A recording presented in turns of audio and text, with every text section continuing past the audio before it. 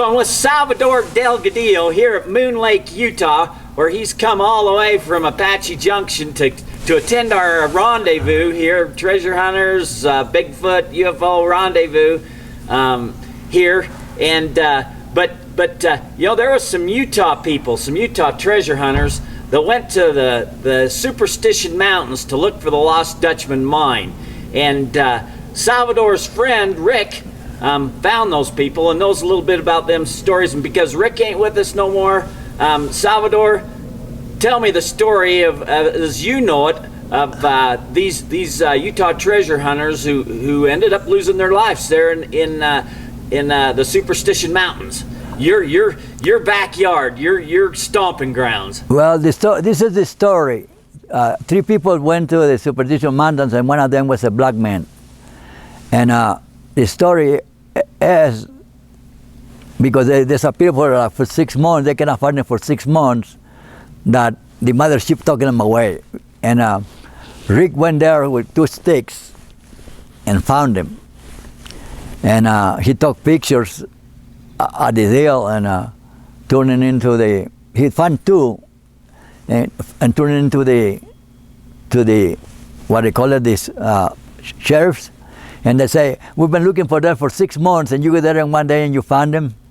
And he said, I don't see how you find them for the helicopter, because it was on top of the black basalt rock, and there was nothing but skeletons. And then his son, Will Wine, found the 3rd one.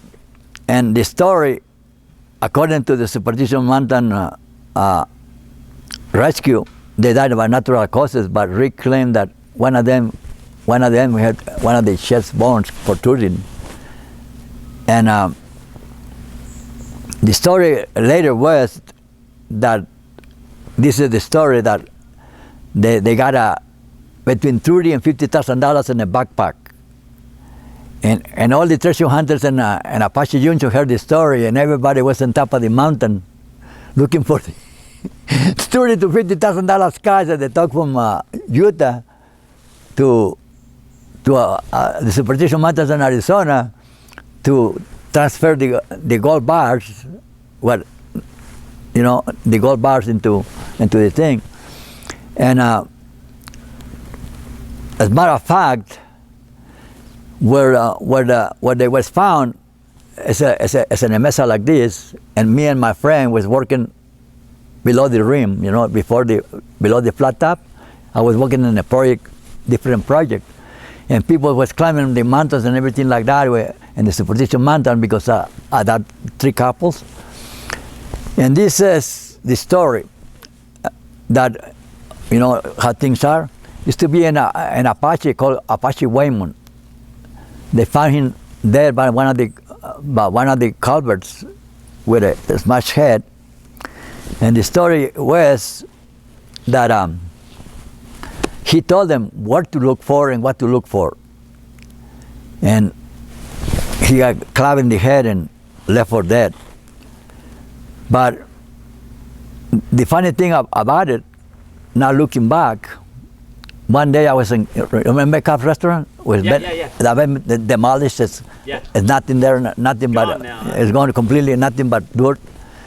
He was there, and he gave me a medallion like this, like a Solomon's medallion. And I'm not a psychic, but I'm sensitive. I sense things, And I can never call myself a psychic, but I call myself sensitive because I sense things. He told me, Salvador, I'll give it to you. And I had the feeling that he's gonna die. Oh, really? And so I tried to give it to him, and 3 times he refused it. And you know what he said to me that I will never forget it? He said, I don't need it no more. But 3 days later, the people disappeared, and he went out with it, like he been hit with a club, work club, on the top of the head.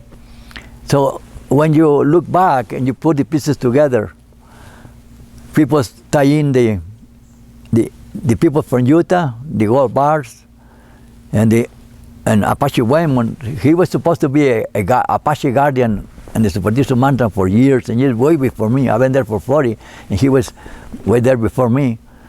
They tied them in, and according to the people that I talked to, they actually found the gold bars, and they was trying to come back to their vehicles and get a better understanding. And they don't find them for 6 months. So Rick found them, and not too long after he found them, his house burned down all the way to the ground. And after that, he got sicker and sicker and sicker and sicker and sicker. And I told him, Rick, leave it alone, because it's not gonna happen. And he won't listen, because he wanted me to go with him. And I said, Rick, I'm not scared. I just don't like to push my luck. Nothing good is gonna come out of it. He went by himself. His son went found two. His son found the third one. And I tried to tell him that nothing good is gonna come out. He sold his house like a week, like a week later. He died in Arkansas. Rick did? He died in Arkansas, and the gold bars, as far as I know, they're still there. According to the people who I talked to, they found them, and they was in the process to get out and come back to get for more. But the story that I heard, and this was very funny, how the people come out with between $30,000 and $50,000 in a backpack. Who will go out in the mountains with? Yeah, that doesn't make sense at all, does it? Who walk in his mountain with $30,000 to $50,000 in your backpack? Yeah, that don't make sense at all. But hunter-shooter society, they heard the story and they. Yeah. And so it's thought that these treasure hunters from Utah, it's thought that the stories are is they found the gold bars? According to a friend of mine, it's a cave in a cliff where the gold bars are actually there. And the story is that anybody who looks for them will die. And this is the story, among the treasure hunters, because, when we get together. And part of the deal, which don't make no sense either, no one understand to me, is that was 3 or 4 Indians and white men, part of the group who did it. And that's the story among the thing. But what really killed me that because they got killed on top, me and my friend who have been working on a tunnel for 20-some years, we almost get busted. And that's what happened when somebody died on Superstition Mountains. The area become too hot, and all the treasure hunting come like vultures, and they want to pick it to pieces. And people get busted and people get killed because nobody wants to go to jail.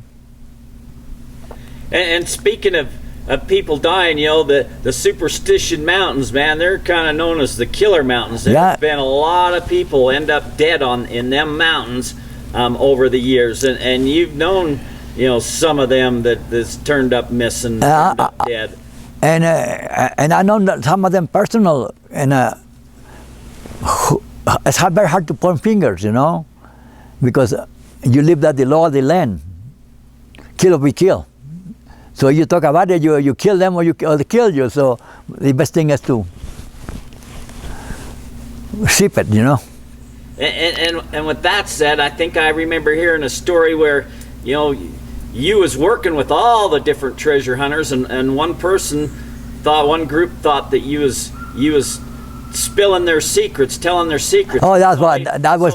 So they put a gun to your head. That was Bob Ward, but you got to remember, it's when the ghost saved my life, and I still say that without that ghost I would have been dead. But you got to remember, it's come along with the territory. If you're scared to die, I always tell people, if you're scared to die, you don't belong with us. I mean, I cannot put it another way. You're scared to die, go wash dishes. It's safer. And with that said, that's a wrap. It's a wrap.